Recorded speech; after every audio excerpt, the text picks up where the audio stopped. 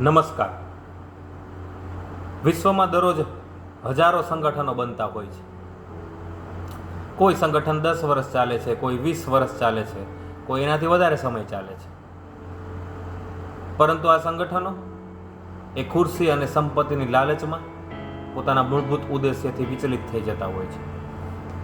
ત્યારે આજે હું વાત કરવા આવ્યો છું એ વિશ્વના સૌથી મોટા સામાજિક અને સાંસ્કૃતિક સંગઠનના સ્થાપક વિશે.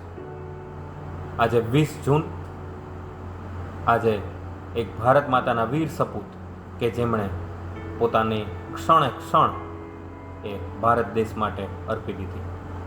આજે હું વાત કરવા આવ્યો છું એક એવા સંગઠનના સ્થાપક કે જે સંગઠન એ વિશ્વનું સૌથી મોટું સંગઠન છે. આ સંગઠનનું નામ છે રાષ્ટ્રીય સ્વયંસેવક સંઘ. અને હું વાત કરી રહ્યો છું રાષ્ટ્રીય સ્વયંસેવક સંઘના પ્રથમ સરસંચાલક સ્થાપક ડૉક્ટર કેશવજી હેડગવારજીની. આજે આદરણીય ડૉક્ટર કેશવજી હેડગવારજીની પુણ્યતિથિ છે. ડૉક્ટર કેશવજી હેડગવારજીનો જન્મ એ 1 એપ્રિલ 1889ના રોજ નાગપુર ખાતે થયો હતો. નાનપણથી જ તેમને કંઈક કરી છૂટવાની, કંઈક ભારત દેશ માટે કંઈક આપવાની એવી વાતો એ એમના માતા પિતા પાસે કરતા.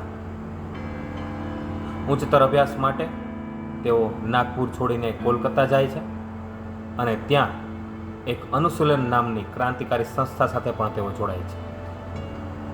ડૉક્ટરીનું ભણ્યા બાદ તેઓ નાગપુર પાછા આવે છે, પરંતુ તેમને સેવાકીય પ્રવૃત્તિ કરવા માટે તેઓ ક્રાંતિ કોંગ્રેસમાં જોડાય છે અને તેઓ કોંગ્રેસના અગ્ર સચિવ પણ બને છે.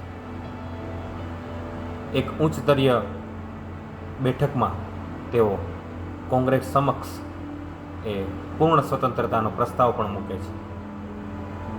ગાંધીજીની પ્રેરણાથી તેઓ અસહકારની ચળવળમાં પણ સામેલ થાય છે અને તેમને 11 મહિનાની એ કેદ, એ જેલ ભોગવવું પડે છે. કોંગ્રેસની વિચારધારા અને કાર્ય પદ્ધતિથી તેઓ નાખુશ થાય છે અને તે કોંગ્રેસ સાથે મોહભંગ કરીને કોંગ્રેસ છોડે છે.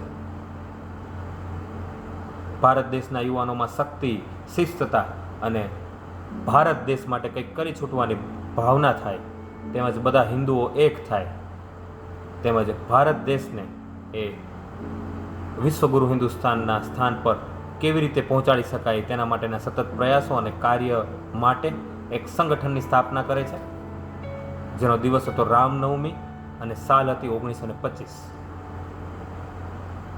આ સંગઠનનું નામકરણ થાય છે 17 એપ્રિલ 1926ના રોજ, જેનું નામ થાય છે રાષ્ટ્રીય સ્વયંસેવક સંઘ.